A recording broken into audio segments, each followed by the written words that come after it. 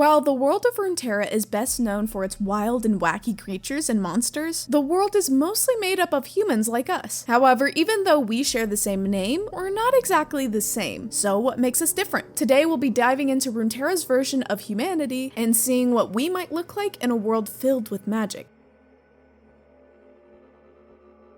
Just like in real life, the humans of Runeterra have managed to spread to every corner of the planet. Unfortunately, we don't really know the exact origins of humanity, since Riot keeps rebooting that storyline. Back in the day, everything seemed tied to Shurima, until Ishtal was introduced, which is far more ancient, and even responsible for giving rise to other civilizations, like the Buru people. The Buru live on a coastal island in the waters of Bilgewater. The Buru are the people of Alawi, if you didn't know. Also, the people of Hylia came from Ishtal. Hylia was the old capital of the Blessed Isles, now better known as the Shadow Isles after the Runation Cataclysm. Even the Rakor priesthood from Targon is included in that heritage. You see, a lot of important ancestral stuff comes from Ishtal. However, with Skarner's updated lore, we learned that the Ishtali people actually arrived on the continent thousands of years ago, and that they were colonists from the east. With Viego's introduction, we finally get confirmation of the Camavorian continent, where other kingdoms and civilizations exist, including Kothkon, which is Nila's homeland, which means Ishtal stops being the origin point and instead becomes tied to the Camavor continent. But there are two other possible origin points for where the first humans might have come from: Freljord and Ionia. Still, nothing is absolutely certain. For example, Nila has an interaction with Karma that's pretty cool.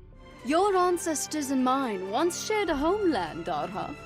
This means the ancestors of Karma came from Kothkon. That doesn't mean all Ionians originated there, but considering that Ionia is pretty much the closest place to the Eastern Sea, it's quite possible. Which even leads me to think that the name Firstlands may refer to that archipelago of islands being the first place the Eastern people migrated to and colonized. And another thing we don't know, is there an entity that created humans? We do know that mortals worship many gods, and even shape their lifestyles around their beliefs. For example, as I mentioned earlier, the Buru people of Bilgewater worship Nagakaboros, who is considered a goddess of life and motion. Her devotees must always follow her desires, always remain in constant motion, never stagnant, because stagnation is against the natural flow, and therefore against Nagakaboros. However, I believe that the beings responsible for the existence of humans was a group of celestial beings who were using the global runes to create Runeterra. Yeah, Runeterra was created that way. Bard's lore, you can see a reference to these runes, and during the updates to Morgana and Kael's lore, a Rioter mentioned it. It's worth noting that Runeterra is considered an incomplete world, because those same Celestials hated their creation at some point, though they strangely left the runes scattered across the planet. But that leads to a theory. Maybe it's exactly the presence of these global runes on the planet that allowed life to emerge, and thus allowed the human race to exist. Have you ever seen the movie Prometheus? Right at the beginning, you see this buff, bald alien from a race known as engineers. Then he takes this dark substance, which causes him to dissolve, his remains falling into water and being broken down more and more. But that same compound not only kills him, it also alters his biochemistry, diffusing his DNA in a biogenetic reaction that ends up regenerating early life forms. And eventually, through evolution, that becomes humanity. The global runes would basically be that black goo from the movie. Bard wonders why his kin left such powerful artifacts scattered throughout their creation, and maybe that's the answer. It was necessary so the raw, inherent magic within the runes would trigger the creation of living beings. Humans included, obviously.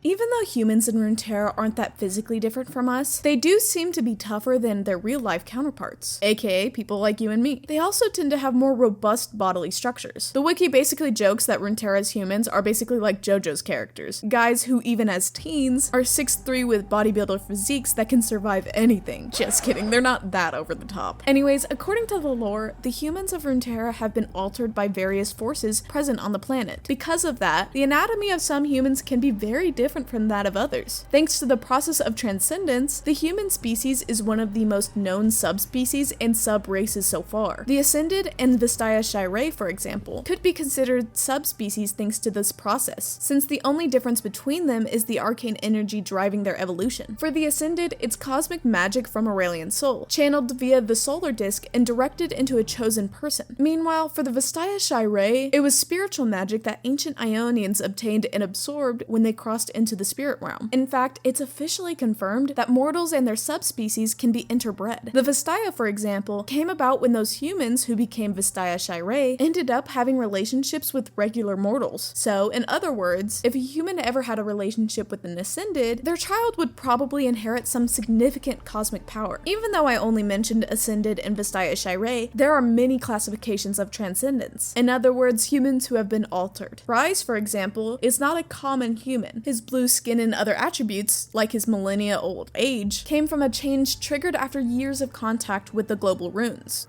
And Victor, man, don't even get me started. In Arcane, Jace fused him with the Hex Core to save his life, and you can see that he basically went through a metamorphosis. He fell into a coma and formed a cocoon while his body and mind evolved. After nearly dying again and receiving regenerative chimeric blood from Vander, he evolved again and practically elevated his existence to a cosmic level. And theoretically, this transcendence process can exist in our world too. That's what's called transhumanism, and I'll already say I'm not an expert on it. But before that, I want to mention our store. There's a lot of really cool designs available and tons of products, so go check them out, links in the description. And while you're down there, don't forget to subscribe, drop a like on the video, and maybe consider becoming a member to get access to a bunch of cool perks. Anyways, back to it. The shortest definition I found is that transhumanism is an intellectual and cultural movement, argues that humanity not only can, but should be enhanced through advanced technologies to overcome biological limitations, meaning that we could live longer, boost our physical capacity, become more immune to disease, and regenerate. Basically, truly transcend what we see as human limitations now. Transhumanism proposes redefining the human condition using biotech, aiming for a post-human future. In other words, Victor's glorious evolution already exists and is among us. We see parts of that concept in the Netflix anime Cyberpunk Edgerunners. Interestingly, many beings who go through these transcendences begin to see other mortals as insignificant or irrelevant. The Ascendant, the Darken, and the Vastaya are all examples of this behavior that often leads to behaviors and actions that are basically xenophobia. It's like they forget that they once were human, or that they exist because of humanity. But if you apply it to other situations in our world, it's not even that weird. Many people who used to be super poor and broke get mega rich and immediately become arrogant and humiliate poor people.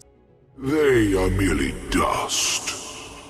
Similar to our world's history, in Runeterra, humanity has already left behind many mistakes and cataclysms driven by things like ambition, hate, and discrimination. Take Icathia, for example. It was forcibly subjugated by Shurima, becoming a vassal state with humiliating laws for Icathians who saw their culture gradually erased over centuries. Centuries of bloodshed followed for anyone who defied those laws. Eventually, Icathians attempted to rebel, something akin to the French Revolution in our world. Unfortunately, in trying to defeat the Shuriman Empire, which at that time was the greatest known power in the world and practically unbeatable, Icathia discovered a new unstable source of power they decided to use as a weapon, thinking they can control it. That resulted in the greatest void emergence on Runeterra. It led to the creation of the Darken, their imprisonment, and so on. Similar events can be seen on other continents, like in the story of the Ruined King. Viego was a spoiled monarch who wrecked the economy of an entire nation trying to resurrect his wife Isolde. He was so obsessed with her that he treated her like a prized possession. That man neglected his own people and his duties as a king and went insane. He invaded a bunch of cities and allied kingdoms of Camivore, triggering civil wars that spread everywhere. Besides messing up Camivore, he also destroyed the Blessed Isles, which was an incredibly important place that housed a bunch of dangerously powerful arcane artifacts. You can think of the Isles as a super secret vault, and since that vault wasn't around anymore, many looters began raiding the Isles to recover those objects. Then, when Viego caused the ruination, he made a huge explosion that literally scattered most of those artifacts around the world. That's when knowledge of the global runes stopped being hidden. As kingdoms discovered them, a kind of cold war broke out, until eventually things blew up and resulted in the Rune Wars. It was one of the greatest catastrophes in Runeterra. And yes folks, the global runes are a reference to nuclear weapons. Anyway, in their revolutionary potential, humanity was able to create new forms of magic and ways to access it. Hex tech is living living proof of that. Its original purpose was noble. The minds of Jace and Victor wanted to make life easier through magic that anyone could access via technology. In other words, they wanted to make sure that even if you weren't naturally a mage, you could use magic. But creating a new resource opens up ways for people to build weapons. We see that in Arcane, especially Season 2 with Mbessa, who is basically in an arms race with the Black Rose. In a similar way, Kaisa represents another type of weapon. Suppose Noxus discovered her existence, they would definitely try to capture her and run tons of experiments to figure out how she achieved her symbiosis with the Void creature. And then they would use test subjects to replicate that condition. They would probably try to create weapons made from Void creatures. And while that sounds crazy, weapons like that already exist. The cards Belvethi Elder and the Void Blaster in Legends of Runeterra show exactly that. In this case, I'd even approve of creating weapons using Void creatures to fight themselves. However, Runeterran humanity doesn't just stop with new magic, weapons, and subspecies. No, not at all. They've begun to create new beings, the golems. This species or race is typically made up of organic and inorganic matter. Zack, for example, is a fusion of both. He's rather unique in this regard, despite the fact that Zon tends to have a bunch of automated golems for dangerous work. That includes situations like toxic waste spills that humans couldn't survive working with. However, he's not the only golem. In Demacia, we have Galio, who is designed to protect Demacian soldiers from enemy magic on the battlefield. He's made up of the magic-absorbing Petricite and acts as a giant catalytic shield and nullifier. And in Noxus, the Black Rose created a golem made from blood to be a living weapon. It was supposed to be able to hunt its target without needing water or food, but it all went horribly wrong and created Briar instead. One of the most striking traits about humanity is their ability to rebound from catastrophes. Survivors cling to hope and work together to rebuild everything from scratch and learn from their past mistakes. This trait is noticeable enough that even Aurelian Soul talks about it.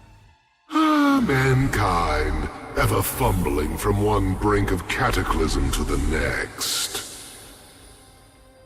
This concept actually appears in a few skin lines. For example, High Noon Ash is an artificial angel. In that universe, humanity turned against heaven, invaded the sky itself, massacred the angels, and allowed demons and devils to rise up into the mortal plane. In response, High Noon Ash was created from the blood of the dead angels to serve as a watchful eye over the ravaged world and help to take down the demons and devils. But humanity isn't limited to destruction. They're inventors and builders too. In Season 2 of Arcane, in that parallel reality where things go way better, Clagger and Milo were working on a project so that plants could grow and filter toxic components to help people breathe and have better lives in the Undercity. And let's be honest, many lives stay normal thanks to mechanical or biomechanical inventions, whether in Piltover or Zon. Worth reminding that this creative, innovative capacity doesn't stay confined to technology. In the end, humans' greatest trait is our adaptability and our potential to learn and evolve. We'll have to see what successes and mistakes are made in Runeterra's future, but that's basically it. Stay tuned and thanks for watching.